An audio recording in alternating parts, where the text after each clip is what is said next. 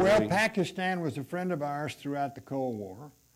I was the Secretary of State who in 1990, I think it was 90, refused to certify that Pakistan was not developing a nuclear weapon.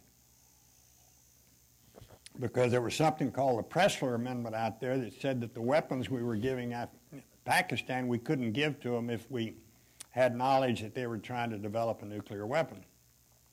When I first became Secretary of State in 1989, I'd been in the job about a month and a half when an aide walked in and he said, "Mr. Secretary, we need your signature on this." I said, "What is it?" He said, "This is the certification that Pakistan is not developing nuclear weapons." And I said, "Well, they are, aren't they?" And they said, "Well, our intelligence thinks they are." And I said, "Well, why should I sign it?"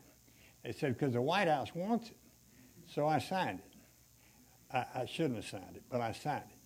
The next year they came in and said, "Mr. Secretary, here's a certification that Pakistan is not developing a nuclear weapon." I said, "Well, they are, aren't they?" And he said, "Yes." And I said, "Well, why should I sign it?" They said, "Because the White House wants it." I said, "Well, you take it over to the White House and find somebody over there to sign it." and I didn't sign it. And so we cut off the aid. In fact, I'm trying to remember. I think they'd already paid for a squadron of F-16s, and we wouldn't send them. And we had the money. That wasn't particularly nice, I guess, but they were lying to us.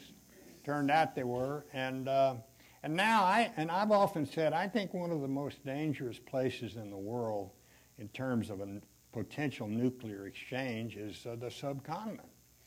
You look at the wars that India and Pakistan have fought in 4 or 5 engagements over whatever it is, 30, 50 years, whatever. And they now both have nuclear weapons. That's very, very, very dangerous. And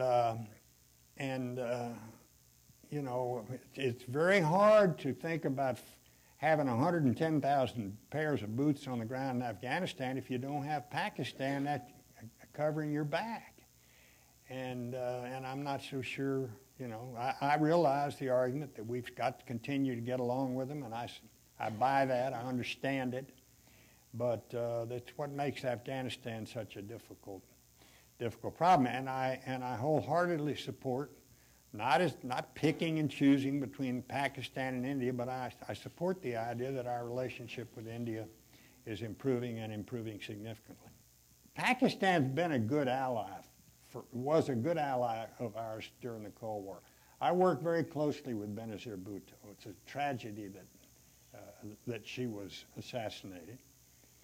But I can't offer you a prescription for some of the problems that are taking place there now, except that there's too much of this, maybe this is a harsh thing to say, too much of this trying to have it both ways, where the government, and particularly ISD and the military leadership, don't come down hard on those people who espouse a different, who maybe we could say create the problem.